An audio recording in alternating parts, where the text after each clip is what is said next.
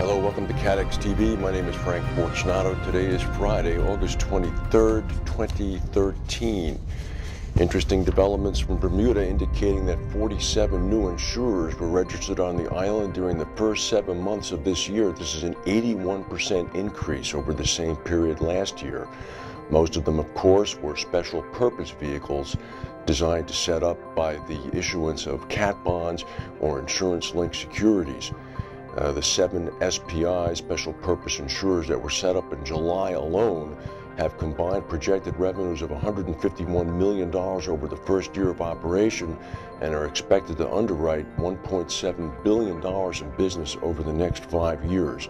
Bermuda reduced the fees from $12,000 to $6,000 for registration for special purpose insurance vehicles. Also, AM Best came out with some good news for Bermuda. They released their top 50 global reinsurers of 2012, and Bermuda has a 14% share of the non-life reinsurance market globally. Switzerland and the Asia Pacific region each also had a 14% share respectively. Germany wrote the most with a 24% share, while the Americas region had a 12% share. It's a mighty potent combination in Bermuda. Authorities in eastern Russia are battling some of the worst flooding in over 120 years. It's already forced thousands of people from their homes, according to Russian media reports.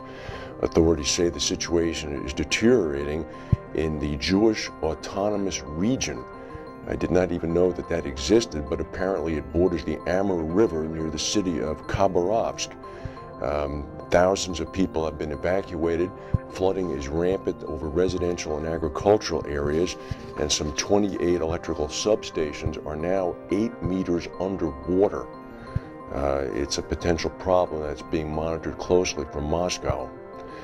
A nuclear expert commenting on the situation at the Fukushima nuclear plant has told the BBC that he believes that the current water leaks at that plant are much worse than authorities have stated.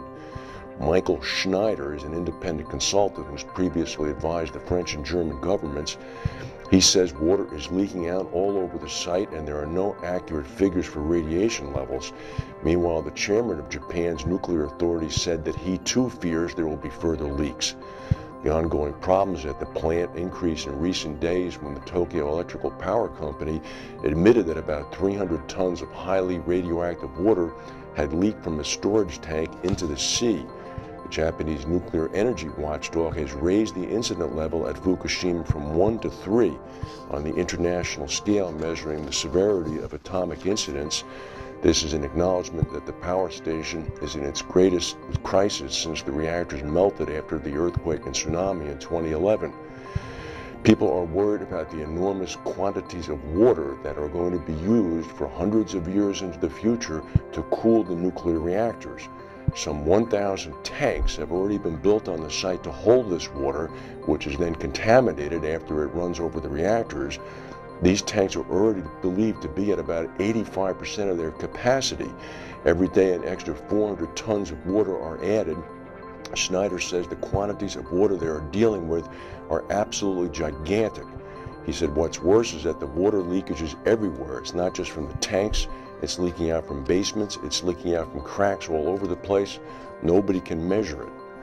It seems as if they're going to have to continue to build more tanks or do something else with that water, because there's no way to deactivate the core.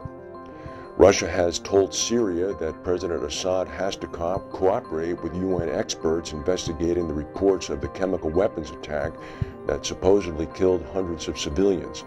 Foreign Minister Lavrov told American Secretary of State John Kerry that the Russians have called on the Syrian government to cooperate with the UN chemical experts. This is a big step, and in fact, if the UN determines that chemical weapons have been used, there will now certainly be a reaction.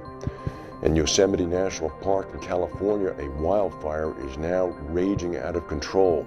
It's in a very inaccessible area. Yesterday, Governor Jerry Brown issued a state of emergency in Tuolumne County.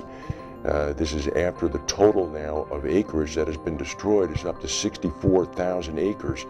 Yesterday morning, it was 16,000. According to a spokesperson for the U.S. Forest Service, the fire is growing exponentially.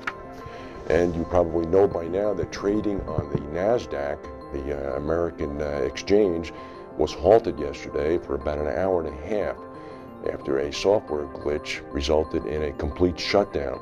Trouble first surfaced at 11:45 a.m. when NASDAQ said it was experiencing momentary interruptions in its ability to quote prices. At 12:14 p.m. an alert went out stating that all trading of NASDAQ shares had been halted. Trading resumed at about 3:30 p.m. NASDAQ said the technical issues were resolved within 30 minutes. The rest of the time, NASDAQ said, was spent coordinating with other exchanges and regulators to ensure that when trading resumed, it would. That's the news for today. Monday is a holiday in Great Britain. We hope you have a pleasant weekend. We will be on the air. Thank you for watching, and we will see you then.